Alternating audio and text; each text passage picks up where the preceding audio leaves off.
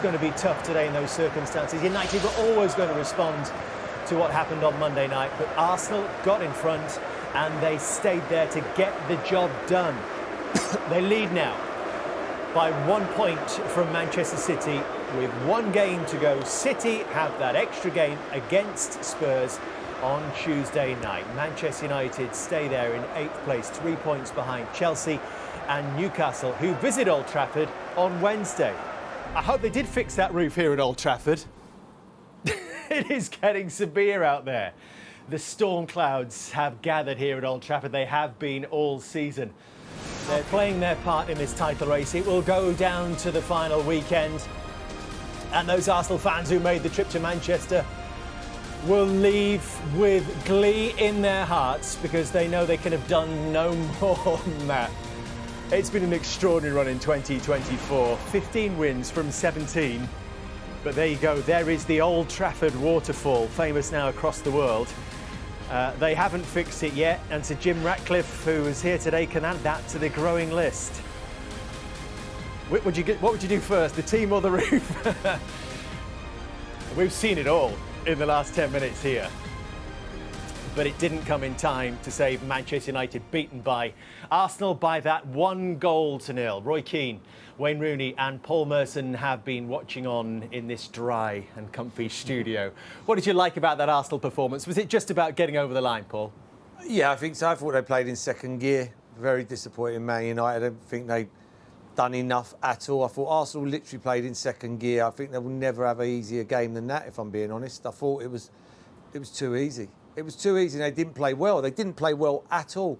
You know, so yeah, if you're Man United, you'd be disappointed tonight. But do you think it was part of the Arsenal plan to sort of play a little bit in second, third gear and try and control the game rather than meet fire with fire? I didn't think they really controlled the game. I thought Man United had enough of the ball. I thought they had enough of the ball round the box to. If they had that final pass, if Garnacho would have got his head up a few times, or picked the right pass, or they were a bit patient, they sort of run out of ideas. But it didn't feel like a controlled performance where you thought if Man United score here, Arsenal will go and score another goal. I didn't see that at all today. I just thought they'd done a job, and that's what you've got to do at the end of the season, in my opinion. You've just got to win football matches. The goal difference will be irrelevant now. So for me, it's a good win. And when I've been here many a times, and so have Arsenal in the last 15, 20 years, you don't win here. Don't win here.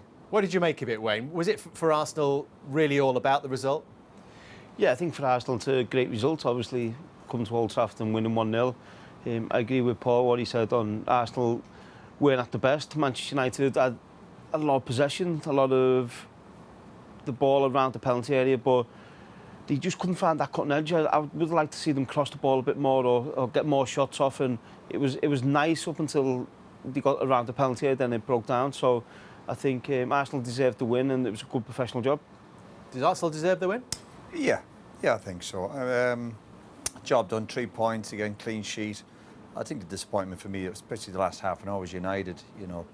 Mercer's on about Arsenal come to Old Trafford over the years. I've found it difficult. But against that team today, I bet you Arsenal couldn't believe how bad United were. Whatever bits of possession they had, the end product, the lack of quality. Talk about over the years, the great teams have been here for United, the great players they've had. And you're looking at that last half an hour, decision making, nobody digging anybody out, people making mistakes, falling over, and everyone just walking away, not putting demands on each other. Like that United team there. So bad. Yes, it is indeed. All eyes on that game now on Tuesday night in North London. Tottenham Hotspur, Arsenal's great rivals, take on Manchester City. Can they take any points of them? Arsenal are hoping and praying. If it was the other way round, Paul, if it was Spurs in this situation, what do you think the Arsenal fans would be thinking? Yeah, probably the same, but you got to remember, Tottenham have got another game. If Aston Villa if Villa get beat tomorrow, Tottenham are still in the race. So they need to get something if Villa get beat. Every Arsenal fan needs Aston Villa to get beat tomorrow. Whatever happens on Monday Night Football, if Liverpool can get a result, Tottenham have to stay hungry on Tuesday. And I know it's about a 9-10 goal spread at the moment, but if they went and got a draw, Man City and Liverpool go and win by 2 or 3 goals tomorrow night, Then all of a sudden they play Palace. No one wants to play Palace at the moment, and they go to Sheffield United and. Sheffield United, wow. You know, is everyone writing this down? Say it again. But you know, if it doesn't, if Villa get a result tomorrow, there's no way.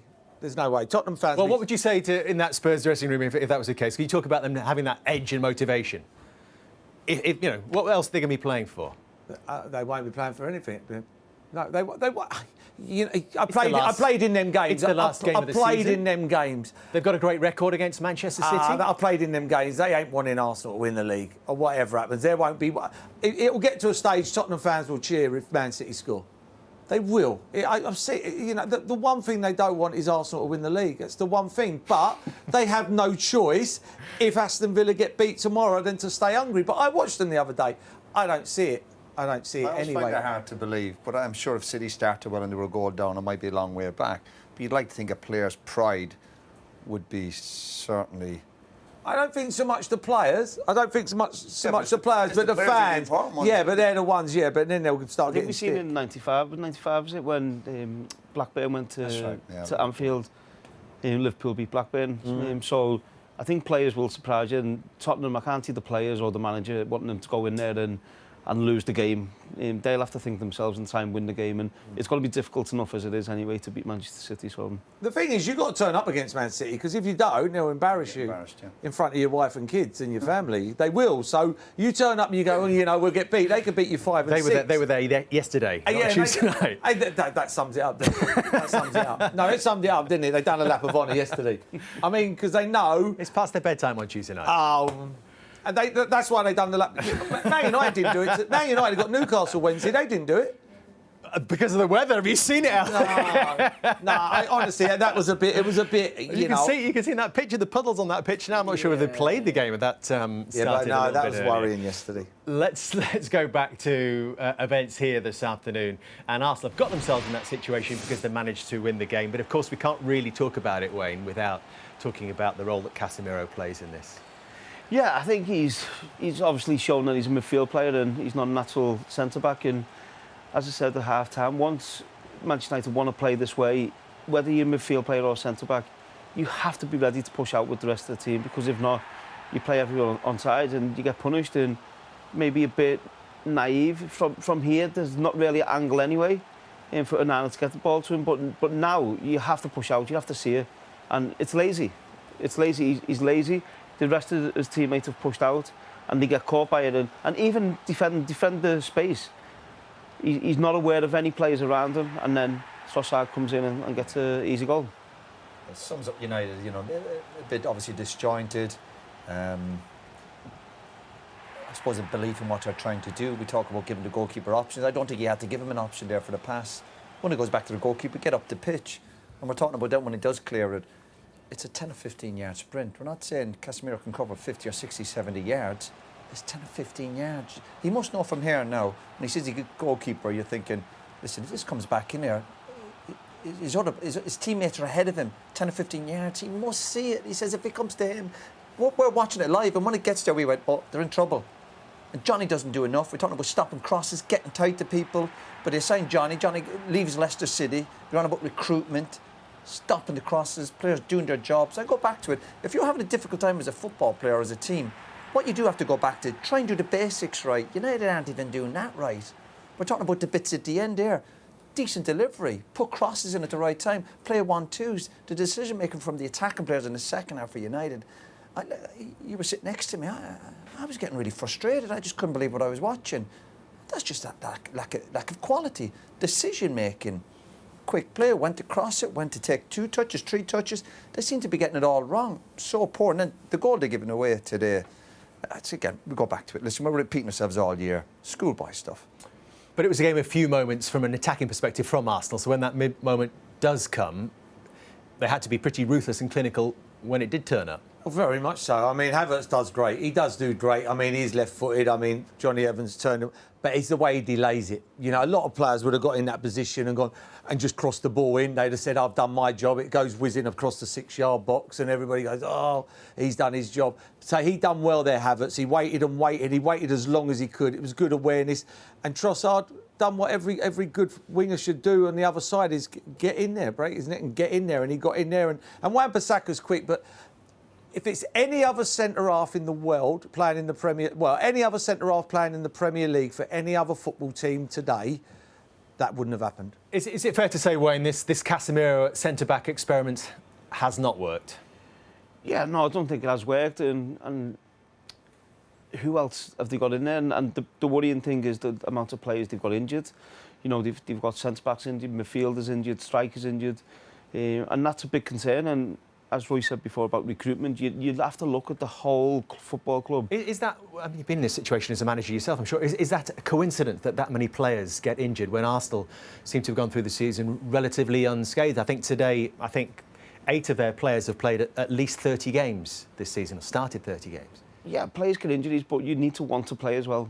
I play with injuries. I'm sure these two lads play with injuries. You need to want to play, and you need to, you know, the manager needs to be ruthless and take that opportunity away from you. Because unless you've got a bad injury, you're wanting to play on that football pitch. And for me, it doesn't seem like that's the case. There was talk maybe of Bruno being back today, of Marcus Rashford being back. Lisandro Martinez is apparently, it's been reported that he's asked to play today. Is there maybe a thought in the back of the manager's head that the cup final is more important? I'm not sure. I think the most important game for the manager was the game right in front of you, and that was today's game. And you can be unlucky with injuries sometimes, but these clubs spend millions on sports science, and United seem to have a lot more injuries than others. But there was a central defender on the bench today. It's not as if they didn't have other options. Yeah. But he'd been injured as well. He was coming back from injury. But if you're on the bench and you're a centre-half and you're a young player, if you're on the bench, you must be available to play. I just think when you're having a difficult time, Casemiro cannot play in the Premier League at centre-half. Whatever shortcomings you have, you can't coach pace. And today there was a bit of laziness as well in terms of getting out. But that kind of power to get out, that led to the goal. We saw him the other night, obviously, where he had a really poor night. And we criticised the players around him not helping him. But today it was about using your brain and your experience and getting up the pitch. But if you have a centre-half on the bench who's at your football club, you must think, do you know what? I'll throw him in there. Because Casemiro, when you have no pace against the top teams, it was the defining moment in the game today. It was the defining moment, a player. And I think we've all played out of position. There's nothing wrong with playing out of position and helping your team. But sometimes you can be too honest. Because Casemiro, as a centre-half in the Premier League, will get found out, which he did again today. McTominay's played deeper for Scotland. Wan-Bissaka potentially could have played at centre-back. What do you think, Wayne?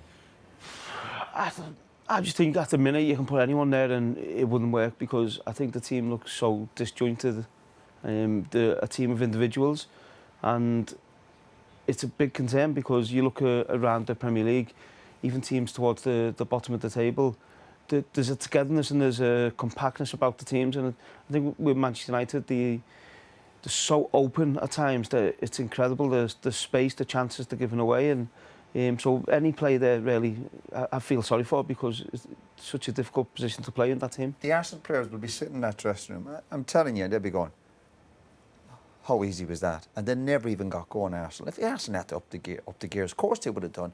But they know when they get that goal, and they're obviously pretty solid at the back, it is game over. It is game over. I bet Arsenal can't believe how bad United are. There are always possibilities, but no chance of a Mikel Arteta Spurs team talk at this stage to G them up.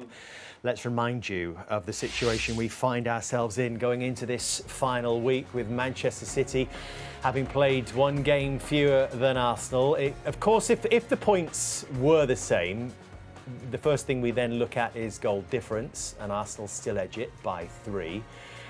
But Manchester City edge goals scored. If it was then the same, it would go to the head-to-head, and Arsenal have a better head-to-head against Manchester City this season. But if City were to draw against Spurs on Tuesday night, it gets really interesting around the goal difference, doesn't it? Going into that final day. Then it becomes, we count the scores as they go in. Well, that's what everybody will be hoping, yeah. I mean, it does. Yeah, I said after the Aston Villa game when Arsenal got beat at home at the Emirates, I said it was all over then.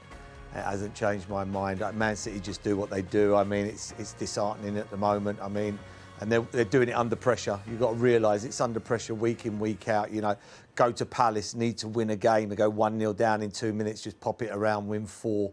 You know, Palace have been beating everybody since then. You know, they just just keep on doing and doing. I just don't think we give them enough respect, Man City. They're just a phenomenal football team, and Arsenal are probably going to finish second. And if you're relying on Tottenham to win a football match or draw a football match, no. Don't go upsetting them at this point. I thought you were trying to play the mind games, trying to lull City into I'm sure a sense of security. I'm sure every Tottenham fan going, Paul Merson says, get behind. Yeah, I have a tattoo. If they win that, I'll have a Tottenham tattoo. Right, there you go. That's on record. There's any incentive that you need. There it is. I will. Where are you putting it? Oh, well, you can't see it, but I will. Let's remind you who they're both playing on this final weekend, and of course we have to stress that City have the job to do before then. But Arsenal play at home to Everton, and Manchester City are at home to West Ham, and only the bottom three, the relegated three, have conceded more goals than West Ham United. Would you expect, whatever happens, both to win on the final day, Wayne? You'd say so, but what I will say, Everton have been in good form as well, and I know Sean Dyche wouldn't want Everton to lose end the season with a loss. So we're talking about the City game on Tuesday, which is obviously a massive game, but they've both got to win on the last day of the season. So there's still obviously a little bit to go in the season, and I think City will win it. I think City will win the two games, but I'm not convinced Tottenham will just let them win it. But Manchester City, we have to remember, because we've been there on these big occasions, Roy, when Man City played Villa a couple of years ago, and we all remember the scenario at half-time. It was going to Liverpool, the title, and then going a little bit further back, Wayne will remember the QPR game and the Aguero moment. Yeah, but ultimately they got the jobs done there, and when you look at their squad of players, the quality they've got, and Pep, and I just think it's very difficult. I questioned them maybe 4 or 5 weeks ago. I wasn't sure. But over the last few weeks, I don't know why I even doubted them. I'd done that about 3 or 4 years ago. I said never again. They just, again, we go back to it, a machine. Even yesterday, not easy game sometimes, scoring 4 goals. The quality they have, players off the bench, world-class players, obviously an amazing manager. Yeah, you just can't see them being stopped now.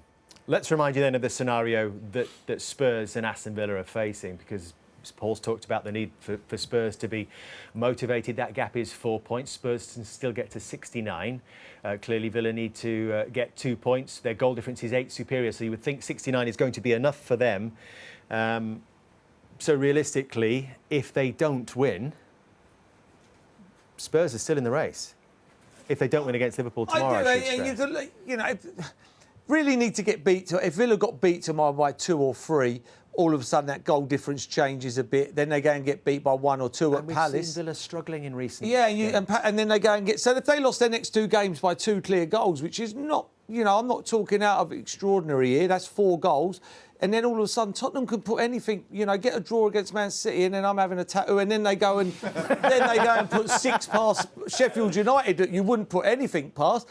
It all goes down to tomorrow, but I'm starting to want Arsenal to win it now. He's having second thoughts about the tattoo. I think we could have a competition for our subscribers as to come up with a tattoo that you can. I mean that little cockerel on the ball. I will have it. I'll tell you, I will have it. Stranger things have happened. Who knows? Do you know what I think we're talking about? Will Tottenham have a go or not? It's Man City, this Man City team. Tottenham might play the best game they've played in years and get nowhere near them. So it's the task they've got is so difficult against They have City. a decent record, don't they? They have a decent record. Really good. I don't think Manchester City have scored at Spurs. I think they beat them in the cup this season, didn't they? I think they went there and beat them in the cup. But in the league, they haven't beat them. They hadn't even scored a goal in the league against. But we look at the pressure. We look at City, the pressure's back on City. But what makes them a really brilliant team is they just deal with that pressure. They seem to enjoy it. This idea of the last few years ago, must-win games from it. They seem to enjoy that pressure and turn up and produce their best. Right. Glad that's all sorted out then and everyone's clear. There you go. Eric Ten Hag remaining, remarkably upbeat, you'd say, Roy? Yeah, he has to be. And he's an experienced manager. Certainly not easy getting interviewed after a game where it's another defeat, and the stats for this team are so bad in terms of the records, defeats, where they are on the table. Their struggles in Europe. Yeah, they've got a cup final coming up in a few weeks. So it's a tough interview, and he's trying to stay positive. And there are tough questions he's been asked about. The players behind him, and is he tactically up to it? And do you think he is? tactically up to it? I'd like to think so, and I think there has been genuine problems at the club. The injuries, and he mentioned the back four, and I think he's pretty honest with that side of it. But the more games you're losing, and when you're 8 in the table, yeah, I suppose you end up losing that belief. But it doesn't mean to say you'd sit here. I'd never sit in a studio and think, I think a manager should lose his job or anything like that. I hope he's given more time, and they get to the summer, they can regroup and restructure the club or whatever that might be. But there's huge problems at the club. But I hope he's given that chance to get things right. Because last year there was some positives. Just, we have to be honest with that. And they have a cup final coming up, and if they manage to beat Man City, it's going to be very, very difficult. But there's huge challenges he's facing, and he's under huge pressure. What's your take on it, Wayne? They are 32 points off the top now. They've lost 14 games, the most in any Premier League season. Should Erik ten Hag be under scrutiny? Should his job be in question? I think anyone who's Manchester United manager is under pressure, because obviously it's a huge club, and when you're losing games and in the way that the losing games at the minute there's going to be big questions asked. And I said this a few weeks ago, I think the players have to really look at themselves, because when you've got your manager doing an interview and he's talking about attitude and players' attitude not being right to play for Manchester United, that is a massive insult. If I see my manager saying that, then there's no way I'd just let that ride till the end of the season. And it looks like some players are just trying to get to the end of the season, and that's my personal opinion. And so I feel for him in that way, but ultimately it's his job and to make sure the players are right. So is it your feeling that perhaps some of these Manchester United players are not playing for this manager anymore? Well, if they are, I don't think they're showing it very well. I think the performances, there's some very good players in that squad, and the performances are way below par. And as we look at the injuries they've picked up, and some of them players can play. Some of them players can play with the injured players. Yeah, 100%. That's quite a big claim, that. You're saying that some Manchester United players who we're not seeing out there now are fit enough to be in that, and that's their choice. You've got European Championships coming up, you've got an FA final coming up. It's easy for players to, because they're getting a little bit of stick now, it's easy for players to stay out for a little bit and then come back towards the final and get themselves ready for the European Championships. And you've seen it, I've seen it myself over the years. So I just think the players who are being injured, they're not filling themselves with any credit at the minute, and the manager's going to take all the stick for that. What if that was true, Roy? Well, obviously that's not a good sign. No, you'd always hope players who are carrying injuries and are desperate to get back playing football. That's what you'd hope. There's always a worry. There's always a few players at every club, I think, that can drag their heels with an injury, and you might say to a player, you're out for 3 or 4 weeks, and that's the length of time will take. But other players, generally players I've played with, if someone gives them a length of time they're going to be injured, they would say, I'll try and knock a week or 2 off that, and I want to get back playing for Man United or wherever club they're at. So that's always a worry. But I have to say, I think that goes on at lots of football clubs. There's lots of players out there at certain stages of the seasons when they have an injury or they're lacking confidence and they're out of it, they're not in a hurry to get back in the team. I think that's obvious, and that happens at lots of football clubs. What's your take on this from a sort of outside perspective? If Manchester United want the best chance of success moving forward, we know they're changing from the top all the way through, would you have Erik ten Hag as your choice? It reminds me of Men in Black, if I'm being honest. He starts talking, presses his button on his pen, and it finishes. And I'm sitting here now thinking, ain't that bad, is it? Weren't that bad? It was shocking. It was they've just had 145 touches in the final third, had 2 shots on target. The 2 shots on target, Casemiro had one from 45 yards, which I would have saved. So it's not good enough. You can't lose 9 games at home. This is Man United. I mean, you can have 10, 11 injuries. Luton have had 10, 11 injuries. Chelsea have got 10, 11 injuries. To big players as well, Chelsea, like Reece James, people like that whose first choice is the captain of the club. And they're not playing, and Chelsea are still going to finish above them. Newcastle will come here this week and win. I don't care how many of them players get fit next season. There's no way they are finishing above Arsenal next season. Not a chance. And I'll have another tattoo as well. No chance. No chance. They won't. No chance. They're 30 points behind. But they'll have little phases, Roy, where they'll win 4 or 5 games on the trot. But It'll keep on coming back. They won't. Like, it worries me today. Martinez, I heard you say that he wanted to play and he's not playing. 15 staff out there today when we was doing our thing. They were warming up. 15 staff. There was just as many players as staff. Many staff as players. If I want to play, I want to play. The physio ain't telling me I'm not playing, or the geezer, because like he says, oh, don't play him, he's like, whatever. I want to play. I played over 700 football matches I played. If I played 100 games at 100%, I'd be shocked. I would be shocked if I went out there and I thought, buzzing today, everything's good. You know, I was having injections, I was taking tablets. I wanted to play football.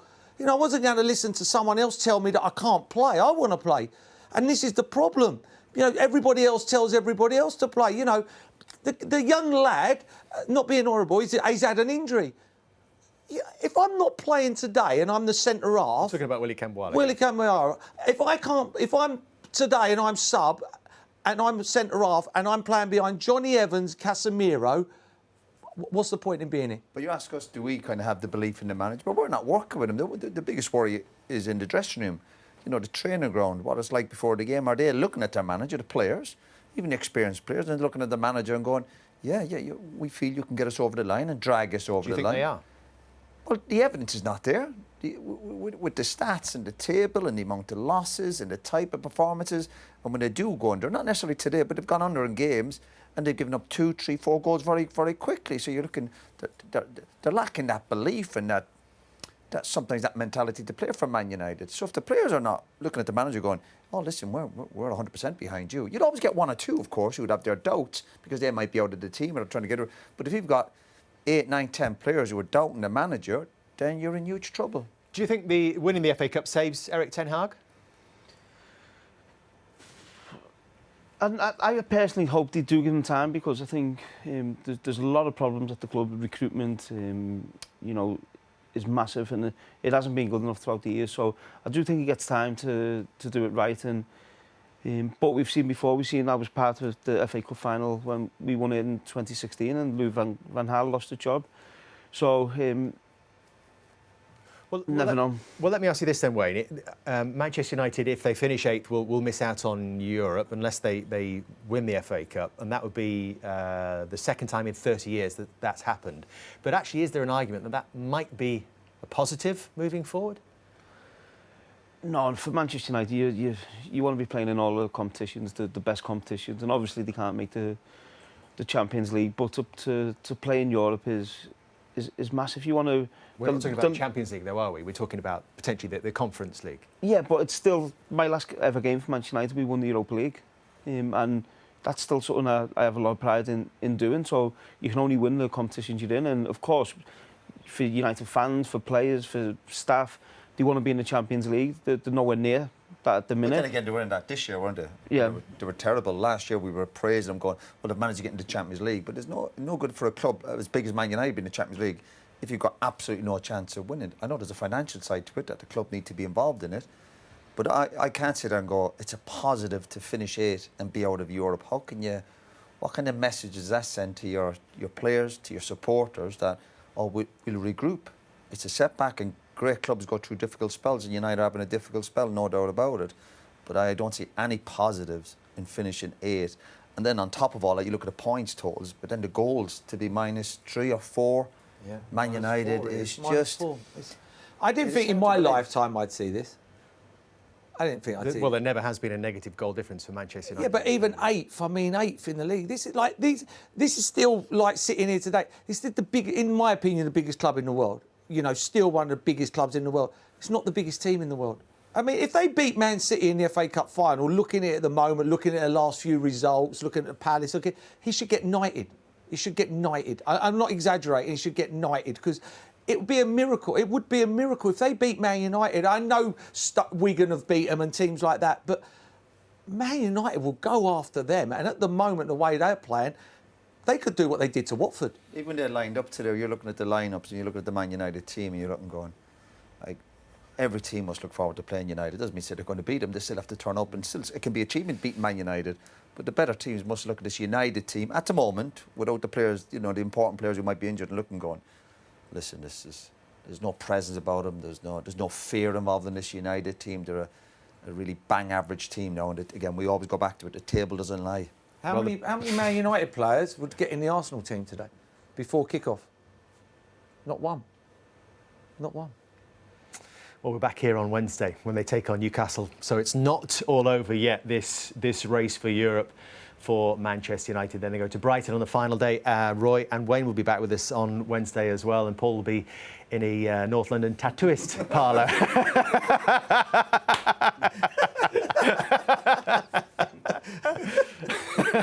He's going to regret that. It's our thanks to Roy, to Wayne and to Paul. Arsenal got the job done. This title race is going to the final day. Bye from us.